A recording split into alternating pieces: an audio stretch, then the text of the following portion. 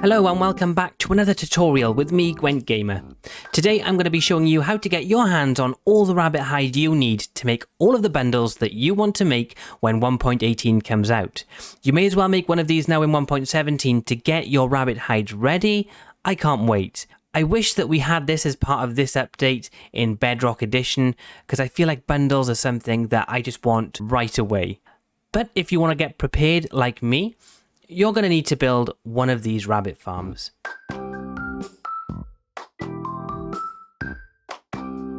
So the way this works is quite simple to grasp.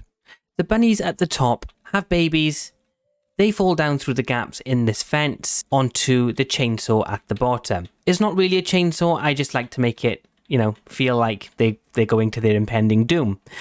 What's actually happening is this stone cutter is slightly higher than a stone slab, so the baby bunnies can't get out. We also have these trapdoors on top, again preventing their escape. When the baby bunnies have grown up, we just simply get our sword and slash away. There's a minecart hopper under here, which takes up all the drops and puts them in this chest. So like I said, this should be pretty easy, but why don't I go and show you how to make it yourself and what materials you're going to need.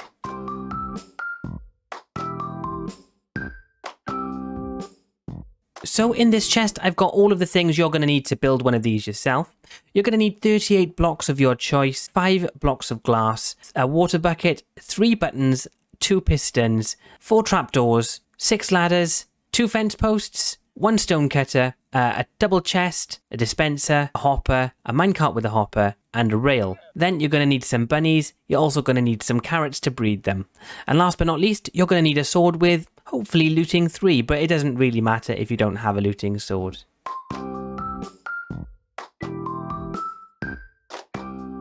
So to build this yourself, you're going to dig out 3 blocks just like this and pop in your 2 chests there. We're going to place a hopper into those chests, and then we're going to get our rail and place our minecart with a hopper on top of that rail. The next thing we're going to do is get some blocks and just block that cart in so that it can't escape, making sure to remove the minecart track first. Then at the front here on top of the chest, we're going to shift and place some glass right there. Then you're going to take just a throwaway block and pop that there, and then we're going to put our stone cutter in that position right there. So you should have something that looks a little bit like this. The next thing we're going to do is get our blocks of our choice and pop them in the corners just like that. Now we're going to build up 2 on each of the corners. And on the front right here, we're going to place a glass block. And on all of the other sides, we're going to place a block there and there and there, just like that. Next, we're going to place our trapdoors on the top of these blocks here, just like this. And it doesn't matter if these are open or closed, completely up to you.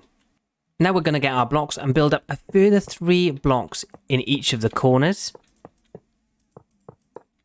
At the back here, we're going to place a block. Then we're going to place our dispenser right there. And then we're going to place another block on top of it with a button on top of that block. Under the dispenser, we're going to get our oak fence and place that right there. And then we can build up these sides just like this. On the front, we're going to place our glass just because it looks prettier, not because it actually serves a purpose. Next, you're actually going to want to get your bunnies in place. Obviously, in survival, you're going to have some bunnies probably on leads. I actually think the best way to get bunnies in here is to build a path up to the top, get them to sit right in front of you, and then just sort of like nudge them in, We've all been there and nudged our animals into a hole before. So we're going to place some bunnies in the hole just like that, as many as you can. As many as you've got around you, really. Then we're going to place a fence over the top just like this to stop our bunnies from escaping. In this dispenser, you're going to want to place a bucket of water. There's just one last thing that we need to do to make sure that this is a really good functioning farm for you guys on survival. So for this section, you're going to need your button, your pistons, your throwaway block, and your ladder. Now your ladder, you can either put up the front like this, or you can come to the back and pop it on here like that. Doesn't matter, you can put it either side, depends on how you want to access this thing. So what we're going to do, we're going to come level with this fence post here, and we're going to place 3 blocks on either side, just like this. You're going to take out the middle block on both sides and put your piston facing inwards, just like this. On one of the sides, you can just destroy both of the blocks and place a button on the piston. On the other side, you can just destroy the block at the back and again place a button on the piston. Now what this is going to do is seamlessly swap the fence post with an iron block or whatever your block was without the rabbits falling down. But the first thing you need to do, and please, please, please remember this, because if you mess this up, you're going to have rabbits everywhere. The next thing you need to do is push this button up here.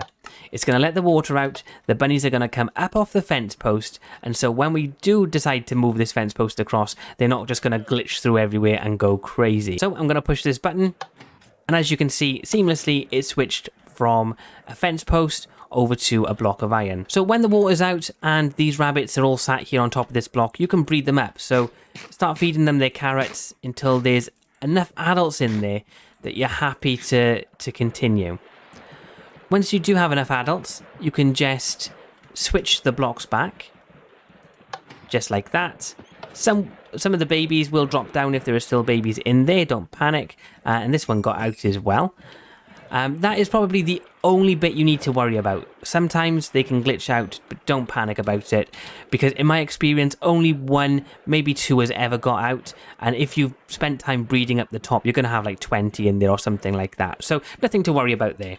You can actually then just delete these, because you're not going to need them again, and if you ever do, it's easy enough to put them back in, but they look a bit ugly, so may as well get rid of them. So now we've got our adults at the top. At this point, you probably won't have any baby bunnies at the bottom. But all you would do is just continue to breed them up until you've got enough babies down the bottom. Turn off the water and then just wait. And as soon as those bunnies are big enough, unfortunately, the time comes for you to take them out. Just like that. And then your drops will end up in this chest down here. Now we did just kill some babies, so we're not going to have some, but here's some from earlier. So guys, that brings us to the end of this tutorial. I hope I've been of great help to you. If you want any more tutorials in the future, then be sure to leave a like and subscribe, and let me know in the comments if you want a specific type of tutorial so that I can work on a design for you. Thank you all very much for watching. I'm Gwent Gamer. Goodbye.